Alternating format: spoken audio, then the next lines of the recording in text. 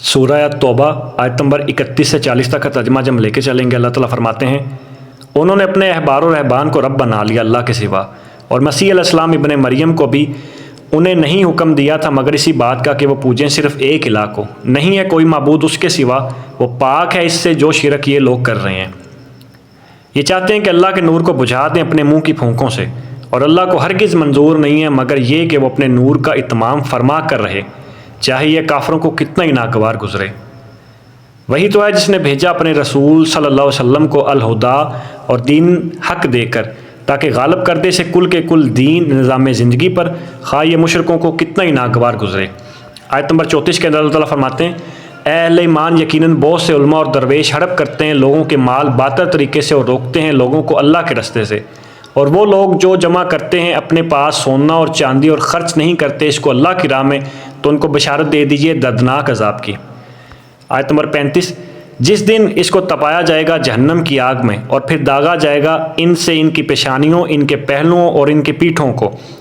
یہ ہے جو تم نے اپنے لیے اکٹھا کیا تھا، تو اب چکھو مزہ اس کا جو کچھ تم جمع کرتے تھے۔ آیت نمبر 36، بے شک اللہ کے ہاں مہینوں کی تعداد 12 ہے، اللہ کے قانون میں جس دن سے اس نے پیدا کیا زمین و آسمان کو، اس میں 4 مہینے محترم ہیں، یہی ہے سیدھا دین، تو ان کے معاملے میں اپنے اوپر ظلم نہ کرو، اور مشرکین سے سب مل کر جنگ کرو جیسے وہ اکٹھے ہو کر تم سے جنگ کرتے ہیں، اور جان لو کہ اللہ پرہیزگاروں کے ساتھ ہے۔ یہ 4 مہینے ذی-القعدہ، ذوالحج، محرم اور رجب کے ہیں۔ آیت نمبر 37 کے اندر اللہ تعالیٰ فرماتے ہیں، یہ مہینوں کو ہٹا کر آگے پیچھے کر لینا تو کفر میں ایک اضافہ ہے جس کے ذریعے سے گمراہی میں مبتلا کیے جاتے ہیں وہ لوگ جنہوں نے کفر کیا۔ 1 سال حلال کر لیتے ہیں اس مہینے کو، اور 1 سال اسے حرام قرار دے دیتے ہیں تاکہ تعداد پوری کر لیں اس کی جو اللہ نے حرام ٹھہرائے ہیں، اور اسی طرح حلال کر لیتے ہیں وہ مہینہ جو اللہ نے حرام کیا ہے، اسی طرح ان کے لیے مزین کر دیے گئے ان کے برے اعمال، اور اللہ کافروں کو ہدایت نہیں دیتا۔ آیت نمبر 38، اے ایمان کے دعوے دارو، تمہیں کیا ہو گیا ہے کہ تم سے یہ کہا جاتا ہے کہ نکلو اللہ کی راہ میں، تو تم دھنسے ہو جاتے ہو زمین کی طرف، کہ تم نے آخرت کی بجائے دنیا کی زندگی کو قبول کر لیا ہے، تو جان لو کہ دنیا کی زندگی کا ساز و سامان آخرت کے مقابلے میں بہت قلیل ہے۔ آیت نمبر 39، اگر تم نہیں نکلو گے وہ تمہیں عذاب دے گا دردناک، اور تمہیں ہٹا کر کسی اور قوم کو لے آئے گا، اور تم اس کا کچھ نقصان نہیں کر سکو گے، اور اللہ ہر چیز پر قادر ہے۔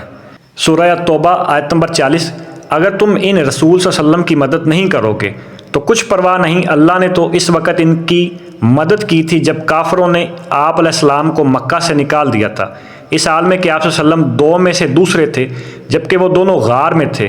جبکہ وہ اپنے ساتھی سے کہہ رہے تھے کہ غم نہ کرو، اللہ ہمارے ساتھ ہے، تو اللہ نے سکینت نازل فرمائی آپ صلی اللہ علیہ وسلم پر، اور آپ صلی اللہ علیہ وسلم کی مدد فرمائی ان لشکروں سے جنہیں تم نہیں دیکھ سکتے تھے، اور کافروں کی بات کو پست کر دیا، اور اللہ ہی کا کلمہ سب سے اونچا ہے، اور اللہ زبردست ہے، حکمت والا ہے۔ یہاں پہ آپ صلی اللہ علیہ وسلم کے ساتھ جو ساتھی غار میں تھے وہ حضرت ابوبکر صدیق رضی اللہ تعالیٰ عنہ تھے۔ اللہ حافظ۔